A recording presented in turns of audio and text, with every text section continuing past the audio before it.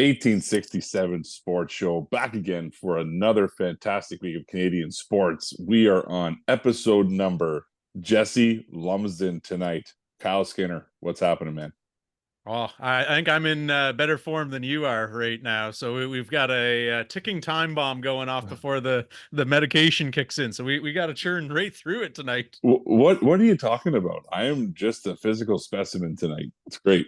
Drink it in. This is what peak male performance looks like here, ladies and Yeah. gentlemen. If you knew what my head felt like, you would absolutely not be saying. Well, speaking of unmitigated disasters, a little event happened. Wow, nice tie-in. I'll clap to you Look right at out look of at the look at gate. look at me go here. A little event called the Copa America Cup, which Canada happened to do very well. So, quick little golf clap to them before we move on to the main course of discussion here. Yeah. Um, Not sure if you've ever seen the episode of The Office where Dwight sets a fire on purpose to try and test the emergency preparedness, but that was essentially what was happening in that finals there. You had cats falling from the ceilings, people were in vents, the fire's shooting at us, Yeah. firecrackers are going off. Like, what an absolute gong show that was. And the reason we bring it up is because we are very much hoping that the organizers for Vancouver and Toronto, when the World Cup rolls into town in 2026, we're doing a thorough evaluation of perhaps what not to do when it comes time to host a major international soccer event up north of the border in Canada. Yeah, and I think everybody's kind of seen the videos, the pictures, everything that happened at Copa. And, the fact that they had to postpone the game, and I'm surprised they didn't outright cancel it, Yeah. right? So it's not a good look for North American soccer. It's not a good look for, Copa America. And it's definitely not a good look for, the city of Miami, who again, you've hosted international events, many times. But the thing that I kind of, look to at that perspective is like, this is where we're at in sports now. You know what I mean? Where it's like people are buying these tickets, are spending thousands and thousands of dollars to fly in, to go to the games, to buy their food, booze, whatever it may be. And then half of them weren't even able to actually see the game Yeah. because of what happened. So again, quick little synopsis of what happened for those of you who don't know. Essentially, uh, Well, the what didn't happen is really yeah, more the question here. this is just the Cole's Notes version, but essentially, Colombian and Argentinian fans just flooded Hard Rock Stadium and forced their way through the front gates. Fought off security, were basically inhabiting the stadium through vents, as Kyle mentioned before. They were sneaking through windows. They were like, I don't know if you saw the pictures of the escalators that were there. Like, Well, the, I the don't know. object that used to be an escalator Yeah, it when used they to be an first walked in. escalator, but essentially they pretty much were burning the stadium down. Yeah. And Copa America and the organizers essentially postponed the game so they can make sure that the stadium was structurally sound to host a soccer game, Yeah. which is kind of scary when you think about it. But yeah, I mean, the fact that people who spent all that money for those tickets, probably a lifelong thing that they've been waiting to see, line like Messi. Colombia is not really a prominent player on the soccer scene, in regards to winning championships. So their fans must have been, this is happens every once every 25 years, and they just got deprived of that. Mm-hmm. So it's a very, very bad look. And yeah, I mean, how they don't have something like checkpoints leading up to the stadium is beyond me. I mean, you can't just have people wandering up to these gates saying, "Oh yeah, I've got tickets. Oh yeah, show me." Oh yeah, I left it at home or Bob's house or Fred's house. And anyways, it's yeah, it was a pretty nasty scene, and it takes away from again the Argentinian victory, which I don't know, people who've been following soccer know that they've been on kind of a heater lately, Yeah. winning international event after international event. But yeah, this one's definitely going to be scarred by what happened prior to kickoff. Yeah. And, it's a case study in how not to run a major event, right? And you can point to all the facts of, okay, well, CONMEBOL was technically the organizing events committee members for the tournament, and it was their responsibility to do that. But honestly, like this is not going and putting on an event in the middle of like a cornfield in Wyoming or something like that. Like you've hosted Super Bowls there. You've hosted Yeah. like giant rock concerts. This isn't your first rodeo. So it doesn't take a detective to kind of come across all the videos and you can count like it's a lot of people. You knew it was going to be a lot of people to begin with, even if it was just tailgating in the parking lot or doing whatever kind of pregame stuff. And Hmm. then you're counting, and it's like in this giant fisheye lens view of the crowd, you see like two security guards and probably about 5,000 people. It's like, well, guys, you're asking for it by understaffing this event, right? Like Yeah. the fact that we've got, all this police presence for a friggin' Tuesday night February Sens game versus Columbus, but for the final of an international soccer tournament with Lionel Messi involved in it. It's kind of like the meme of the security guard who he's just kind of doing the outlines of people instead of patting them down. Yeah, you go through. Yeah, oh yeah, you go through. Right? Like Yeah. you could almost see how once the first couple people got through, emboldened by the fact that, oh, no one's really stopping me, that's when it turned, right? It wasn't the Yeah. fact that everyone showed up there with a bloodlust and it's Hmm. like, oh, there's nothing we could have done. We were overrun, right? They stormed the Capitol building here, boys. Like, Yeah. it was just the fact of you were so understaffed that once the floodgates opened, it was impossible to shut them then. And you've got the event organizers to a degree. I agree with them, right? Like if you had of like you said at the very beginning, just canceled the game and said like, nope, we're postponing it till tomorrow. It's going to have no crowd. We're just doing it in an empty stadium. You guys ruined it. Riots. That place would be in flames. People would have been trampled. It would have been even worse. So Hmm. you can't entirely pull the plug, but yeah, like you said, you have to feel for these people who were shelling out 1,500 to I saw some of them, in the $5,000 range, and these are just like seat tickets. We're not even Tickets. Yeah. talking about suites or skyboxes or any of that stuff either. So Yeah. they eventually just said, I don't care if you have a ticket. No one else is coming into this stadium because we physically got people pulling a Bruce Willis from Die Hard and crawling through vents from the Hmm. parking garage to try and get in here. So Yeah. just an unmitigated disaster. Doesn't look great for the sport. Argentina goes out and then wins it. And, they've got the chance, which we don't need to dissect. France just filed a, racism slash discrimination kind of protest to UEFA regarding the victory chance that Argentina was doing after the game. So between those two things, it does kind of take away from the fact that what a great tournament, right? Canada goes on an absolute run. You're watching one of, if not the best soccer player in the history of the sport go on an absolute heater, Copa, World Cup, Copa, all these international championships that he's bringing to Argentina. And what people will remember the most is just the chaos that was the pregame. Yeah. And yeah, last thing I'll kind of add to that because I think we've kind of covered it all. But you know, it's one thing to be unprepared because of whatever circumstance. But think about where this was. It's in Miami. Do you not think that the South American population of your city warrants even more, security police presence because you figure that, oh, even people who are just living 10 minutes down the road, they're probably going to swing by just to kind of get a glimpse of, oh, maybe we can see people getting off the bus or whatever. And then it's like, oh, they're letting us right up to the gate. Yeah, let's see what more we can get. Yeah. Right. So that's the kind of thing that boggles my mind because say what you will about MetLife Stadium in New York, and we have at length the quality of the turf and whatnot, but this would never happen at No. MetLife Stadium, right? Again, the fact that you see the fact that this is a Copa America, so it involves the North South America. You've got teams that are going to be represented from somewhere in those regions Miami's literally, a hub for all of these Yeah. countries, who are coming over, right?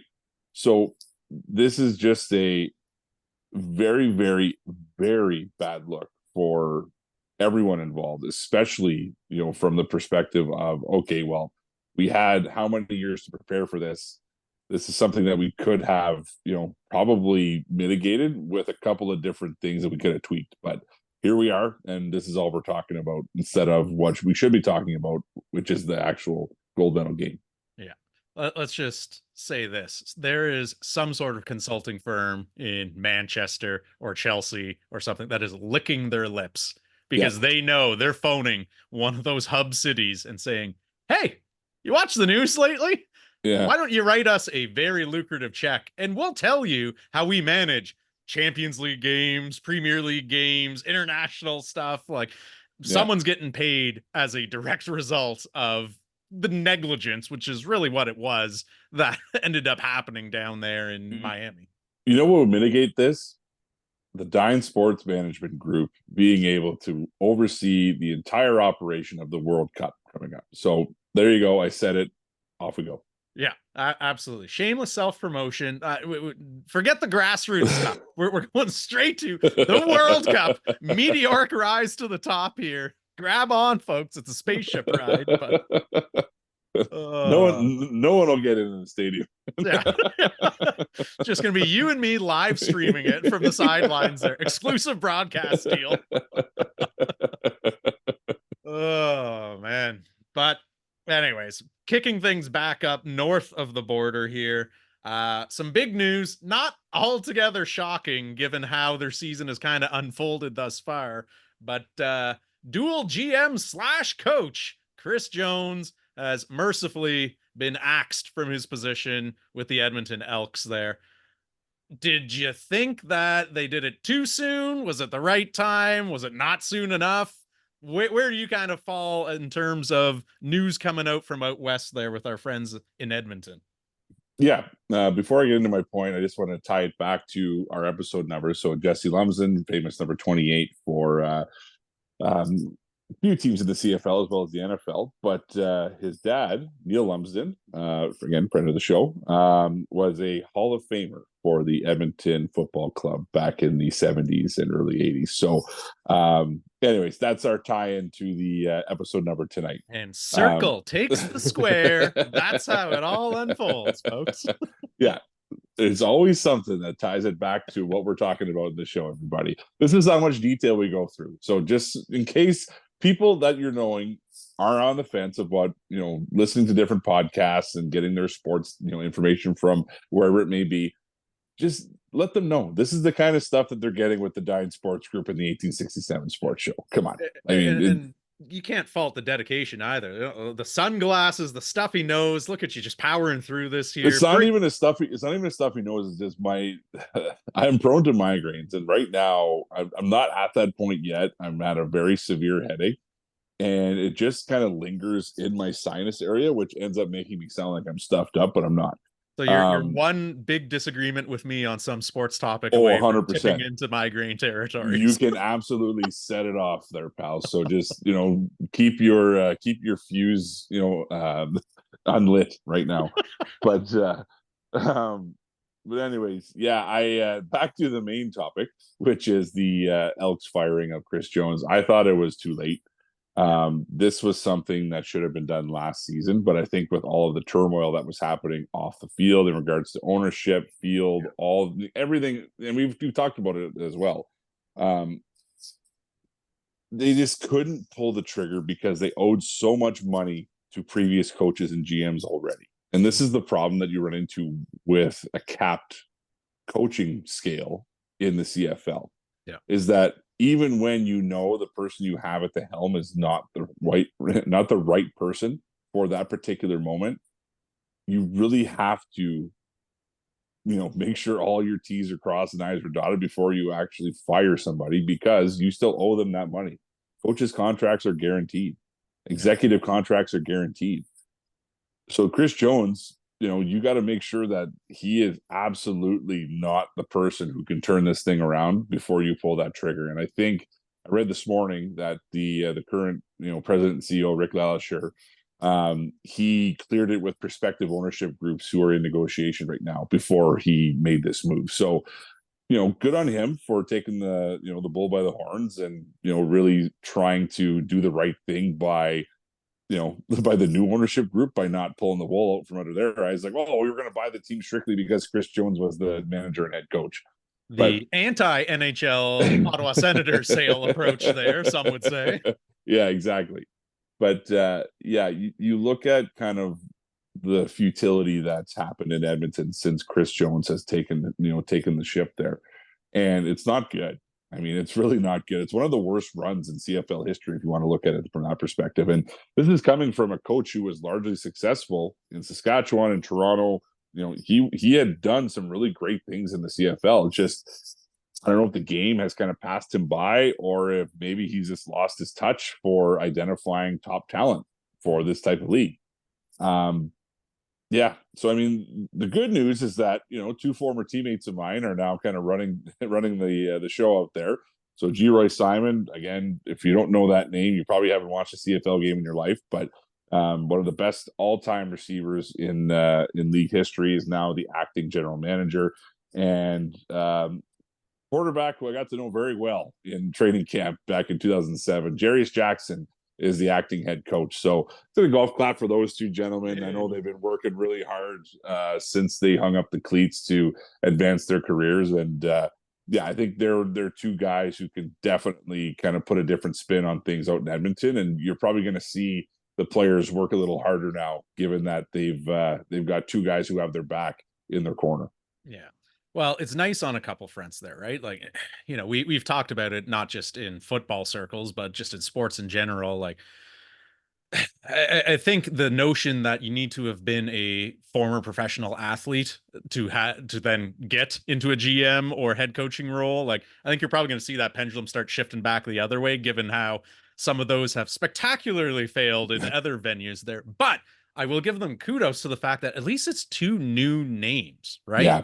Because the CFL is kind of the retread league. It's got canned here, so I'll go over to the East now. And that, like, again, it's not just football here. The NHL is just as bad as far as, if there's 32 head coaches, there's probably only 40 of them that they cycle through on any given friggin' year here. But and if you're the Montreal Canadiens, you've got a list of 6 guys who are bilingual. Yeah. So shrink it even further. Yeah. So good for them. I'm interested to see kind of what they can do. And, especially given the fact that the sale process is still going on here.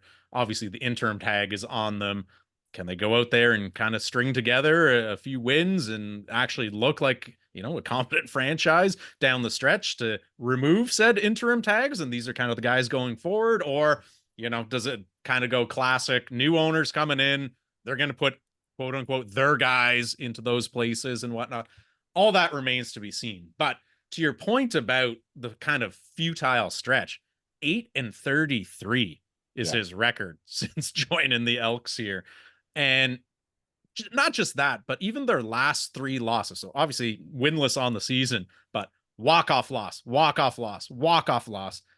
And your offense is putting up like 30 plus points here as well too in these games. So as someone who has kind of cut his teeth and really developed the reputation as that defensive guru, the bread and butter that you bring to the table suddenly isn't what you're able to actually translate into on-field results. So absolutely. I think it was, the writing was on the wall. And I think you probably in a perfect world would have canned him last year, but because of everything you already ran through and the ongoing uncertainty with ownership there, kind of dragged into this season. But, at a certain point, regardless of whether the team is for sale or not, you owe it to the fans to try and put out a winning product there. So was it too late? Yes. But did they finally do it?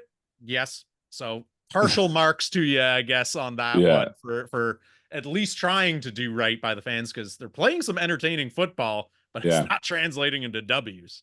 And this is kind of where the conversation goes back to the old saying, jack of all trades, master of none. Yeah. When you look at where Chris Jones really cut his teeth and was ultimately the most successful, in the CFL was when he was a defensive coordinator, right? The guy was an absolute tactician. His defenses led the league in, every category, every season that he was there. Then you fast forward and now, okay, I'm going to take on the role of head coach and defensive coordinator. So now you're kind of robbing Peter to pay Paul a little bit, where you're so focused on, the head coaching stuff that you're going to let some stuff on the defensive side slip, or vice versa, right? A lot of these late in the game calls that you would need to be kind of focused on, they get taken away because you're focused on, okay, if I got to get my defense back out in the field, well, what's going to happen then? Right? There's a lot that goes on to, a football game. You can't have your toes dipped in 6 different buckets, right? Now you add in the moniker of general manager. Yeah. And don't even get me started on how many things that adds to your plate, because now you're constructing the roster, right? You have no other person who's holding you in check. When you're the general manager, head coach, defensive coordinator, you're really the only person who's got the final say on most things. Personnel, especially when you don't have an ownership group, right? Like that's especially when the you, final kind of check to hold these people in place. So if you're holding every single bucket and you report to no one, it's no wonder things fall off the rails. Yeah. And again, you see it happen time and time again, especially in the CFL, because like I mentioned, there is a coaching cap there. Yeah. General managers, coaches, assistant coaches all fall under one category when it comes to salary cap, and you cannot exceed that, right?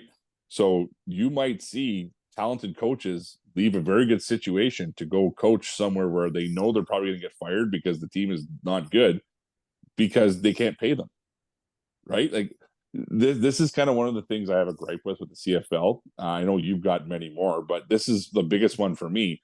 You're really not giving the right people the right opportunities when you're doing that. You're kind of pulling the rug out from underneath them. Because if I'm the Winnipeg Blue Bombers sitting there like, oh, well, every year we're winning the Grey Cup or going to the Grey Cup, our coaching staff is fantastic. I'm Mike Lachey. I want to keep all my guys here. Well, I can't pay them because they're all going to warrant raises, because we're going to, the ultimate end of the season every season. Well, now I'm losing guys because you're hamstringing us with how much money we can spend. If I want to go out and spend, $5 million on my coaching staff, why are you not letting me do that? I want to get the top coaches from every league that are coming in here and teaching our guys how to play football properly. Yeah. But now you're setting a cap at whatever it is. Now I've got to take a chance on, okay, well, so-and-so is this guy's nephew, and he, used to play high school football. So we're going to bring him in to be an associate, but he's just going to be the guy to hold the cards. But eventually, when it comes time to, oh, well, this guy's asking for more money, we can't afford him. Well, we're going to kick him out the door and then move everyone up. Well, this is why we get into these situations of these teams who were up here that are now kind of taking these steps downward because they can't afford to pay their coaches. And when you're Chris Jones making 3 salaries as opposed to 1, that just hamstrings you even more. So it's a very difficult situation, but you see it over and over and over again, and no one is learning from it. So hopefully you see these teams kind of take this precedent that's been set now and say, no more are we going to give these coaches the GM title, because it just doesn't work. Why do you think John Huffnagel stepped aside when Dave Dickenson was ready to be the head coach? Why do you think Dave Dickenson has now stepped more into the management role, right? Like, this is what has to happen in order to maintain success, especially in a capped league. So again, learn from mistakes, everybody. Take these lessons and teach them to your organization, so that way you don't follow this path. Yeah, absolutely. And maybe we'll just end on it here, putting on your prognosticator hat. Oh, here we go. Instant rematch this week, right? So Elks versus Red Blacks, they lose on the walk-off. Going back this way, right? It's the old home and home. Are you thinking it's going to be the classic, win one for the new guy, they get all, the piss and vinegar fired up for it? Or are you thinking this is kind of the first, I guess, hammer to fall as far as everything coming off the rails for an absolutely atrocious season? Because I see it going really far one way or really far the other way. I doubt they just go, oh, we're playing 500 football the rest of the season here. Yeah. I don't think that you're going to see the wheels fall off this early. Because again, I think you've got good people in charge now. Like you had good people on the staff that you were able to move into this space. But what I will say is Ottawa's playing again. You mentioned Edmonton's offense playing entertaining football. Ottawa's offense is playing very good football, which is really weird to say. Hallelujah. Yeah, which is really weird to say over the last 5 years. But yeah, they look great. I mean, Drew Brown is coming in as advertised. Reichwell Armstead is really kind of taking the lead as the head guy in the backfield, and their receivers and offense. Wow. Yeah, Talk about having yourself a game there. and I was just about to mention him because he's one of these guys that you just kind of insert into your lineup. You run 3 plays for, and he's going to do something with it because of his speed, right? So yeah, like this is a situation where you got to ride this wave, and I think Ottawa's going to come out very strong, this coming week, and really show that they're ready to take that next step forward. Because this is one of these, again, it's a trap game because you kind of come in overconfident with the walk-off win already under your belt on enemy territory, and then you also have all this shakeup that's happened with the roster, right? So Ottawa can come in overconfident and ultimately blow the game and let Edmonton kind of steal one back, and then they can get their momentum going. But I think that Ottawa's good enough now, and I think that they've learned those lessons. As per my last comment, they've learned those lessons that okay, as opposed to losing these tight games that we were always losing in the last 5 seasons, now we kind of know, all right, we're not going to put ourselves down, right? If we're down by 2 or 3 or whatever, like you saw what happened. Edmonton came down and tied the game with 18 seconds left, and all of a sudden now, oh, look what happened on special teams. Now Ottawa's got a chance to get themselves in a good position, and Mr. Automatic, Lewis Ward, again, shout out to a local guy, University of Ottawa, great. Who else would you want the game on the line?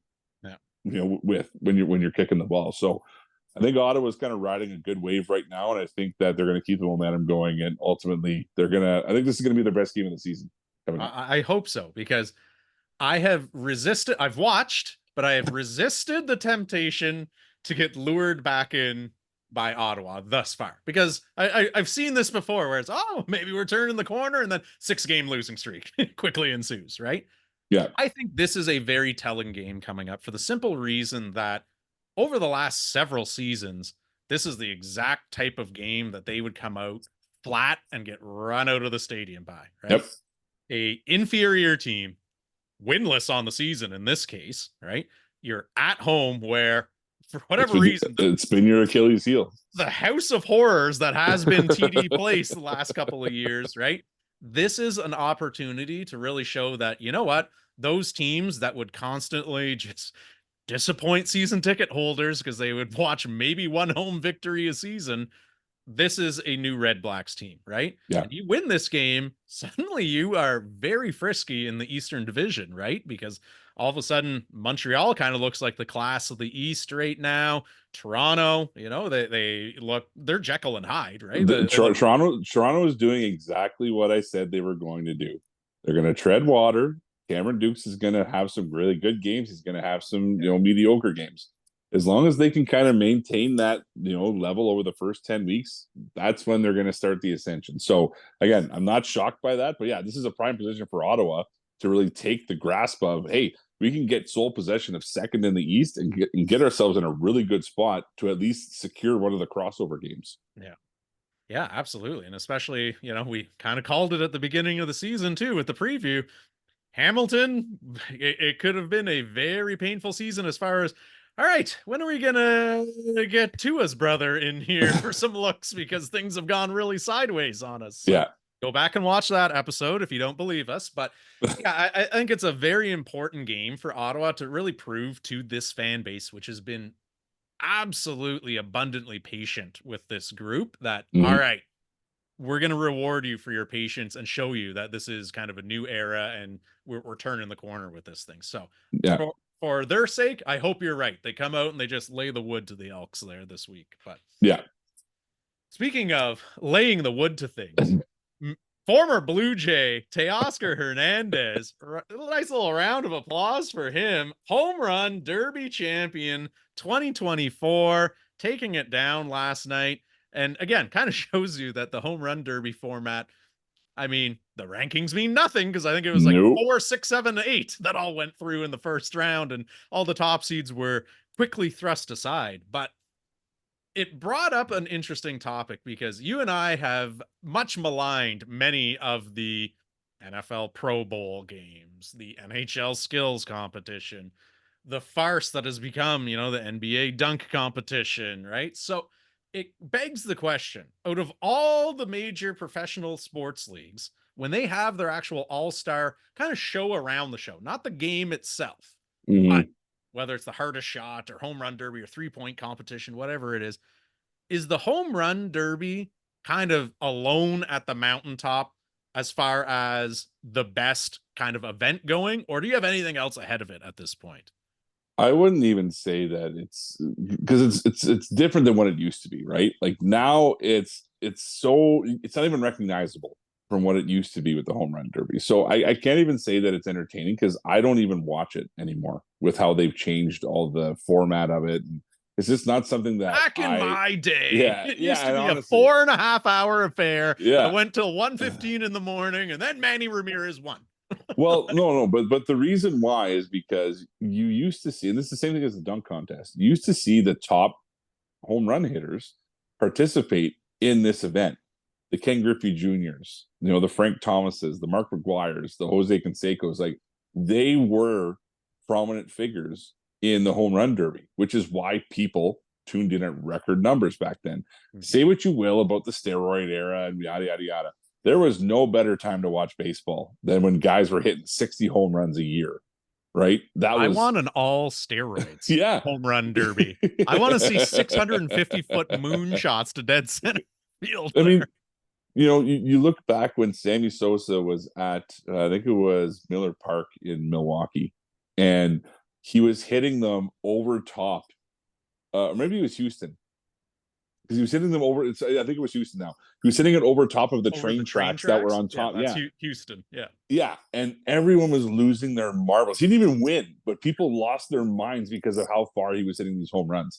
And I think that's what's kind of lost, its pageantries because you don't get the top guys anymore, right? Like Aaron Judge should be in the home run derby, no questions asked, but he's not there. Shohei Ohtani should be in the home run derby, no questions asked, and he's not there. Mike Trout, if he's healthy, should be in the home run derby, right? Like you don't get these types of guys. So this is opening up the door for a Teoscar Hernandez, who is a great power hitter and showed, great, you know, um, let's say development when he was with the Blue Jays. But you point him out on on a list of players for any average fan, they won't know who he is, right? So I think that's kind of where the home run derbies have lost a lot of its luster, especially when again the heavy favorite with Pete Alonso, he's bowing out early in the first round. And now people are like, okay, well, he's the one who's hitting these 520-foot home runs, so yeah, we can just kind of tune out. When it comes to these all-star events, again, you look at all of them, and I mean, it's not really one that stands out because, like you mentioned, I think the 3-point contest is ultimately taken over as the marquee event for the NBA weekend because it's become a shooting league. You see more of these prominent shooters like a Steph Curry who can go 30 for 30, no problem. Um, and then, you look at hockey.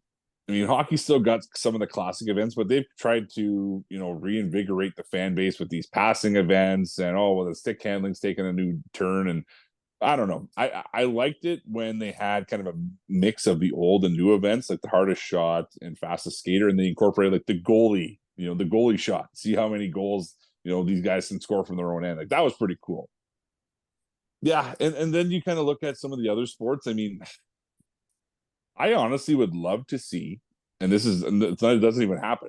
I would love to see the PGA versus the Live Golf Tournament or Live Golf Tour compete in a skills competition. I think that would be really cool. Get to see guys closest to the pin, longest drive. Like those are things that I think would really be cool to see. So, we're going to TM that one and we're going to pitch it to the powers that be for the golf tours The Saudi respectively. Arabia Sovereign Wealth Yeah, Foundation. yeah, yeah, yeah. We're going to take it over there. But yeah, I mean, it's hard for me to say because I really do love the fact that they have All-Star Weekend. It's a nice, break for the players who aren't there. It's a cool event for the players who are there to spend with their families and kind of, live to, have all these stories for the rest of their life, right? But it's just, I don't know. Like for me, being the type of fan where it's like, look, I'm lucky if I get my kids to bed at a certain time where I can actually tune in to catch the start of them, right? Am I gonna, rush downstairs and flick the TV on to watch Teoscar Hernandez versus Gunnar Henderson? Probably not. But that's just me being honest. Like I don't really care that much about it to watch those two guys face off in a home run derby. Yeah. Well, I'm going to swing the opposite way, and I'm going to Oh, say here we go. that it is the unquestioned best event out of all of the All-Star formats for the simple reason that at a certain point, and I have no idea when you would pinpoint it, but somewhere along the way, All-Star weekends went from, okay, we're going to go out there and show a little pride and, try and win it for our league and showcase our skills to, I'm going to show up and look cool. And that really is essentially very much, maybe it's the social media era where every athlete's now a brand, right? 100% what it is. So they're trying to advance their own causes and this, that, the other. But like, you know, the level of effort at any of these things is piss poor these days, right? You look at the NHL skills competition there, you've got everyone fully decked out, sitting for hour and a half periods of times on these weird benches on ice, looking like they would rather be anywhere else in the world because they've got one portion of a skills competition that they need to do in some sort of a relay. So they're only doing something for 15 seconds, but they've got to kill their whole night there. Like you can literally see them counting down the seconds until they're going to go out clubbing with the boys later that night and then play the All-Star game hungover the next day. That's what happens, folks. Ask any player or anyone who has ever been to one of those events there. Dunk competition. It's no longer the best dunkers. It's no longer even mid-tier dunkers. At least with Gunnar Henderson, 28 home runs, right? One of the leaders there. Yeah, he's not a Shohei Ohtani, right? But he's not a unrecognizable name. Yep. The people that are in the dunk competition these days, they're literally pulling up Mac McClung from the G League because no one in the NBA wants to do it. And I 100% blame LeBron James for that. And this is why, and I've said this for years, what the NBA should do is have a contest that leads up to All-Star Weekend for YouTubers to show off their best dunks and have fans vote on who they want to see. Because these street dunkers, they're crazy. They do some wild stuff. And have these guys perform at the absolute top level at All-Star Weekend in the dunk contest. You will see so many unbelievable dunks because they will do everything in their power to make those things happen. And I think that that's another TM moment that we'll put together because why they're not doing this already makes no sense. Put $1 million on the line. You tell me those guys aren't going to, think of some of the most creative, dangerous dunks in history? Well, that's just it, right? Like at a certain point, guys have gone from, well, I don't want to miss a bunch of dunks, so I'm going to play it safe with my dunks now. I always think back to the friggin' Cole Anthony. I'm going to put on Tim's, so Timberland boots, and do a dunk and be like, well, it's harder to dunk in these. It's like, what are we doing here? How is this the pinnacle of dunks right now? Like the fact that we've gone from, MJ and Dominique Wilkins and even not that long ago, Zach LaVine and, Aaron Gordon and all of them going off at this, like the point that they've reached now, it's almost farcical. And so not only are they not picking the top level players to compete in it, because again, LeBron never entered it because he's so image conscious and everyone of this era kind of gravitates towards LeBron. So if LeBron didn't do it, and then Kevin Durant never did it, and then all these guys that are the next one, and they're just not putting their names forward, like that's how the trend started, as opposed to back in the day when like MJ was fighting guys to be like, no, I'm in that competition right now. So at a certain point, you can go out there and half-ass a hardest shot competition. You can half-ass a fastest skater. You can do whatever you want for those. You cannot half-ass a home run. Either it leaves the park or it does not. So at a minimum, if we're just looking at all the formats, and I'm not even going to touch the NFL's ticky-tack, like flag football. We're playing golf at some point. Like it's so far gone, it's unsalvageable at this. They need to bring back the bench press competition for the linemen and the quarterback challenge for the quarterbacks. Those things are unmatched. Yeah. Yeah. Get back to those things. But again, people are scared of being embarrassed, right? Yeah. Heaven forbid I turn into a quick YouTube short or a TikTok meme or something like that the next day. Like, it's just ridiculous on that front. But for home runs, you can't fake that. You have to be able to hit it out of the park. Otherwise, you are going to very quickly become the laughing stock of the internet when it's like, well, he hit 0. In fact, none of them got out of the infield to there. So for that reason alone, and again, I agree. I would love to see the Ken Griffey Juniors of the world and, get Barry Bonds in his prime out there and all of this. But those events did last way too long. Like, I wasn't joking. I remember some of these home runs events going till almost 1 a.m. because it was just, oh, no, didn't like that pitch. Oh, no, didn't like that. And you could just wait until it was your pitch. And then they only counted swings. And like, there were a few people who were just egregious to the point that they were getting booed by the fans. It's like, swing the, what's going on here? So I like the fact that they've kind of gone to this weird timed model. Is it perfect? No. I think there's probably a tweak that you could probably make. I'm not smart enough to launch that out there right now. Give me a week to workshop it. Maybe I'll come back with some better ideas for you. But I've already come up with 3, Kyle. Come on. Wow, I don't know what kind of cold medication you're on there, but it's clearly got some side effects. You're seeing sound, you're hearing color. It's all sorts of weird stuff at the Kirkwood house. But honestly, so I like the fact that it's gotten a little bit shorter, and the fact that if you are there in the outfield seats, you are jazzed up, ready to go with your glove for that entire event. Like, it's on my sports bucket list to sit in the outfield for a Major League home run derby. If I catch something, great. If I don't care, because you're just invested in the, what was the grand total? It was like 100 and some odd home runs that are going to get launched out of there. At a minimum, something's landing near you. So there's going to be some excitement there. I was just going to say, I could just see Kyle with his baseball glove, on the field with all those kids, just like stiff arm them out of the way to catch the pop flies.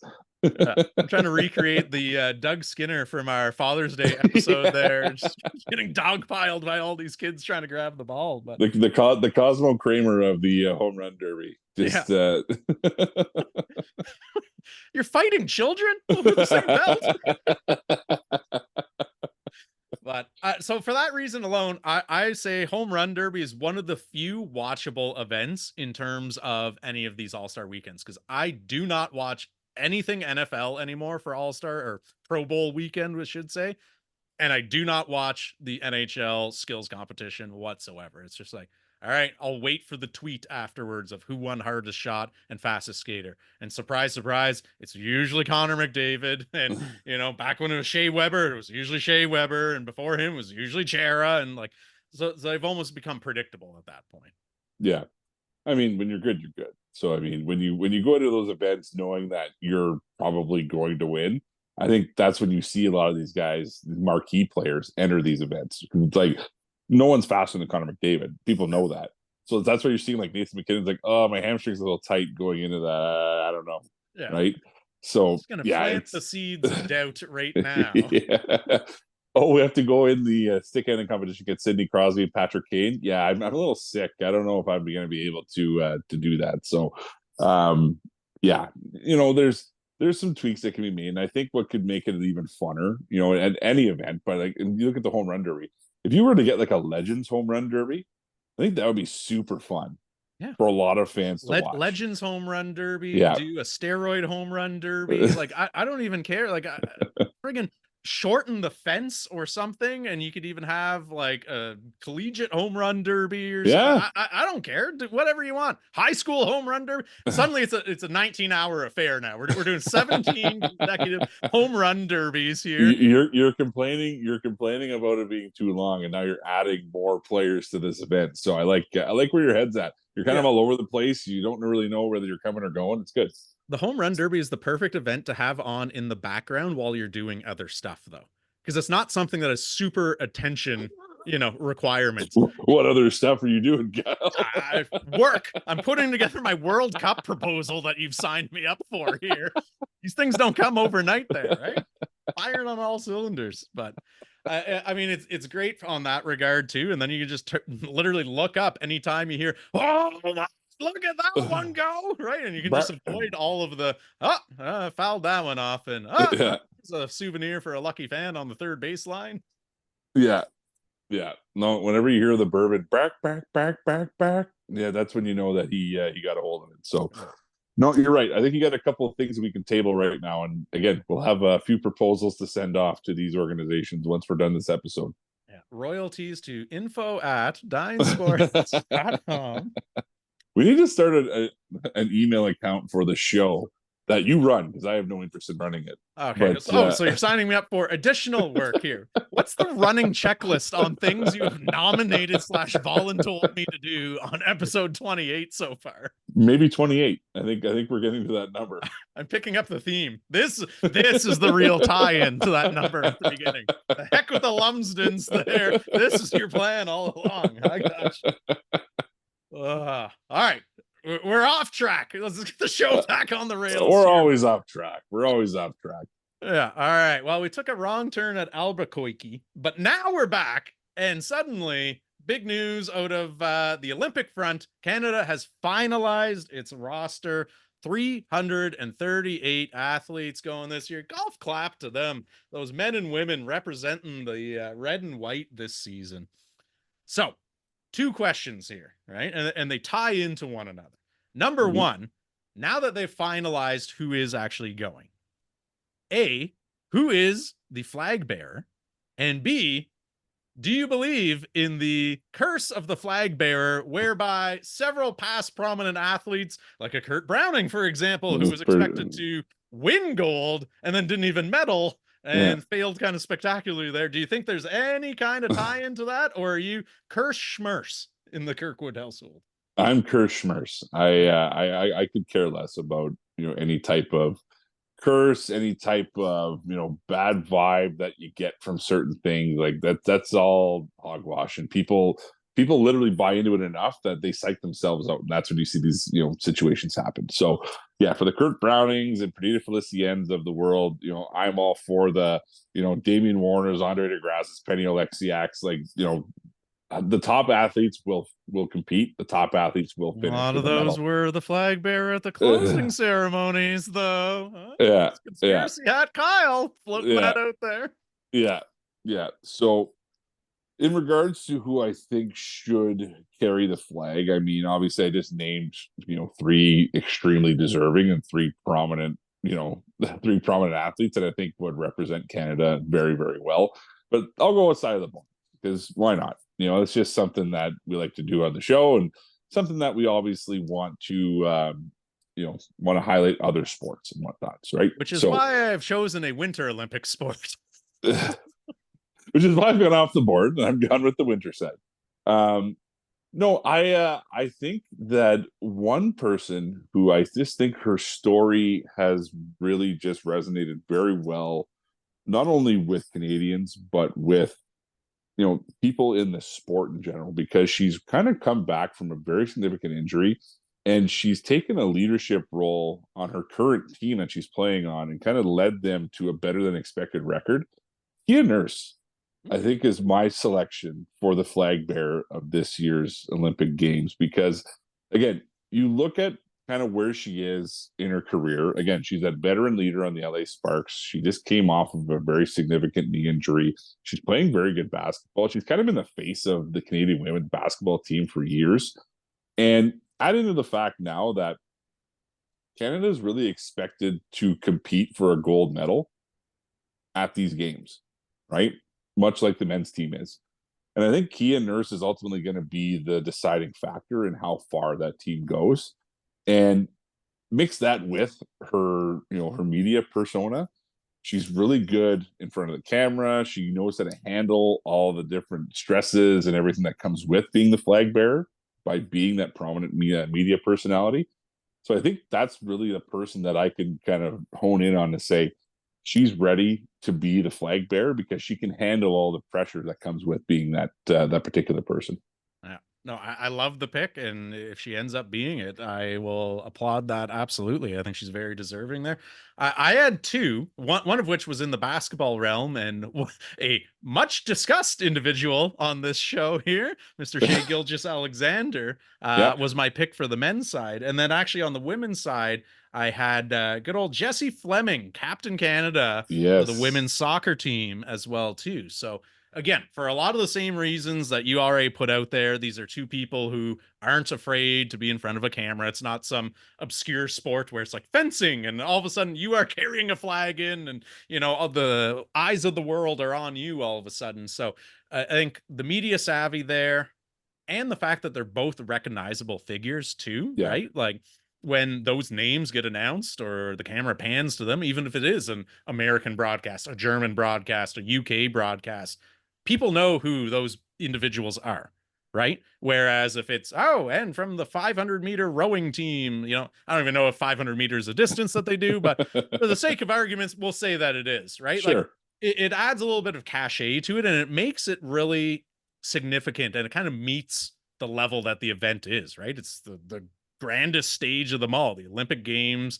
Yeah. Every single country in the world is tuning into this thing here. So to be able to go out there and trot out a very recognizable figure kind of bodes well and kind of puffs their chest out a little bit that like Canada's here to compete, Yeah. right? And I know it's quasi un-Canadian, right? To kind of put yourself out there and have that bravado and, so soft spoken, they're polite, they're this, they're that, right? Like I think now's kind of the time, especially with how much we've talked over the last 27 episodes about look at the advancements that we have taken on the Yeah. world stage here. Like it's time to highlight that, I think. Yeah. So, getting a prominent figure like a Kia Nurse, like an SGA, like a Fleming, like someone of that ilk, I'm all for it.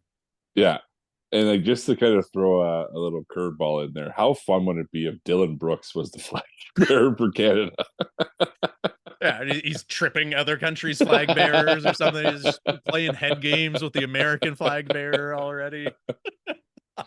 I would love it. Let's do it. Yeah. Drape Yeah. them in the red and white. Let's do it. Oh man. But what one person if I was a betting man, which I am, but if I could find the line somewhere that would take this bet, I would be putting my money on Summer McIntosh to be the closing ceremonies flag bearer for the simple reason that, like I alluded to earlier there with DeGrasse, typically it's an athlete who performs well, hauls in a bunch of medals. They usually get the nod to carry the flag in for the closing ceremonies. And I think, pardon the pun, this summer is going to be the summer of summer here. So it's going to be a very, very, dominant, frankly. I was going to tone down the word, but I think she is going to go out there and absolutely dominate in a lot of these events. And if you don't know the name yet, you will by the end of these Olympic Games here. Yeah. This is completely off topic, but again, sticking with the Olympics because we did talk about it a few episodes ago. Who did the Canadian Golf Association name to the team? Oh, Connors ended up sneaking in there, your boy. Yeah, there we go. Steady Connors. You got it. Yeah. The other ones kind of fell apart there at the US Open. So golf clap to you. You called it. You went with Connors. My sexy picks didn't pull off there, but well, what can you do? Yeah. And this is why Kyle and I will never make money on betting, because for every time I do bet on somebody that wins, I don't bet any money.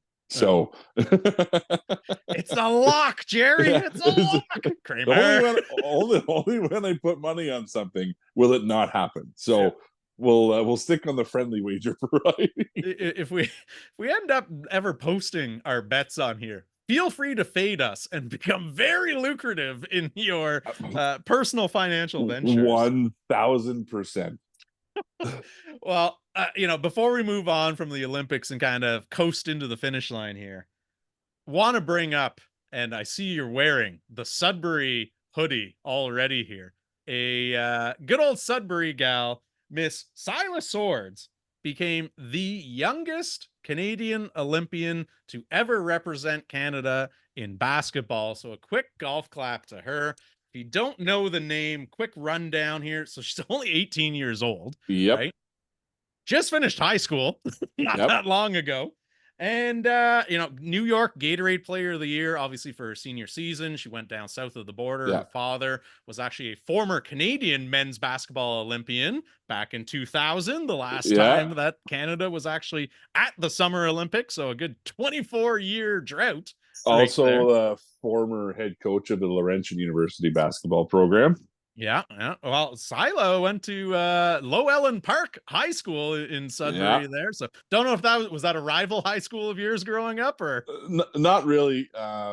My first high school that I went to, because I switched in grade 10. The first high school I went to, yes, you would consider it to be kind of like a inner city rival because they're relatively close. But no, I knew a lot of people, a lot of friends that went to Llewellyn, and really good school. A lot of good athletes are coming out of that program. So they've got their head on straight when it comes to sports over there. what was this, a voluntary switch of high schools, or are we not going to dive into that tonight?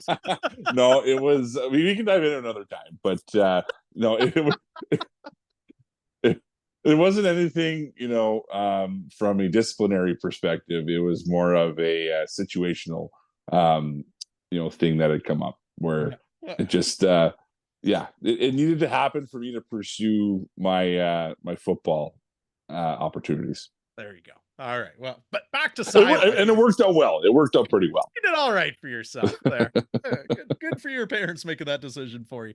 Yeah. And then 2024 All-American and has committed to the University of Yeah, Michigan, which buddy. makes you double happy. Hometown girl and the maize and blue.